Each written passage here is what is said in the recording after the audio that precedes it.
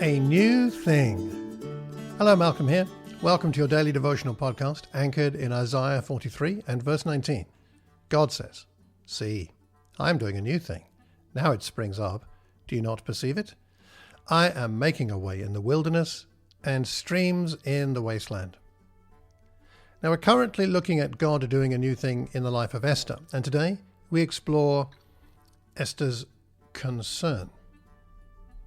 In Esther chapter 3 verse 6 we hear that Haman, that's her arch nemesis, Haman plotted to destroy all the Jews, the people of Mordecai, throughout the whole kingdom of Ahasuerus.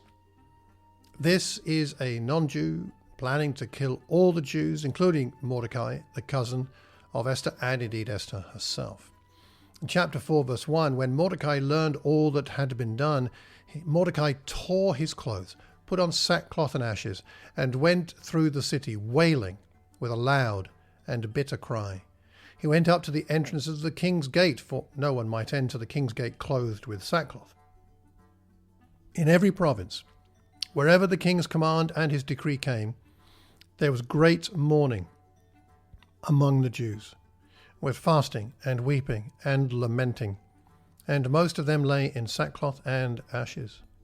When Esther's maids and her eunuchs came and told her, the queen was deeply distressed. She sent garments to clothe Mordecai, so that he might take off his sackcloth, but he would not accept them. Esther's concern, it's touching. She hears that Mordecai is dressed in sackcloth. She hears the news about his less than trendy clothing from her companions, and at first she does not know why, but she does know it can't be very comfortable. And she's not only concerned for him, but it says deeply distressed. She knows something is up. Her cousin is uncomfortable and something is making him behave very oddly. Something is wrong. And she wants then to do something about it, to find out what's going on, to discover the purpose and the reason for the sackcloth.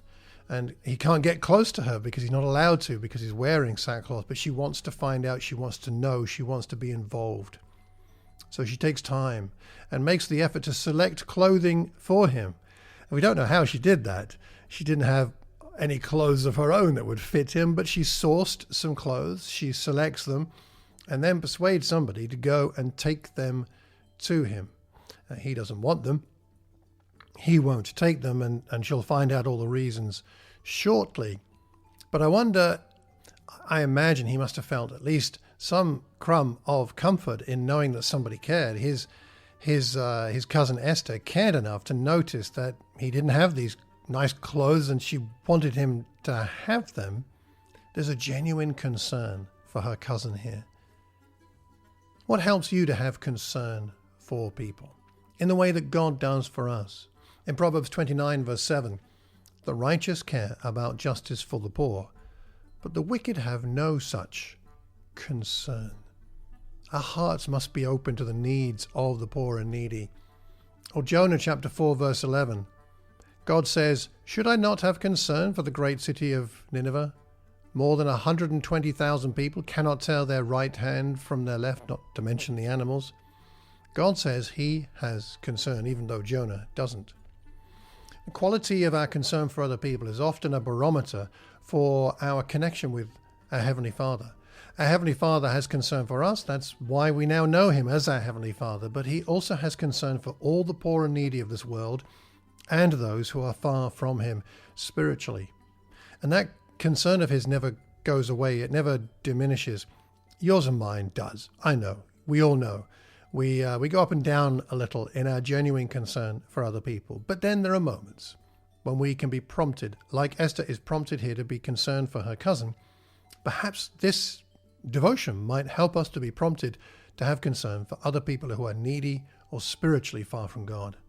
Why not take some time today to ask God to awaken concern in you that leads to practical help for someone? I hope you find your world inspired by God doing a new thing. Until tomorrow, take care and God bless.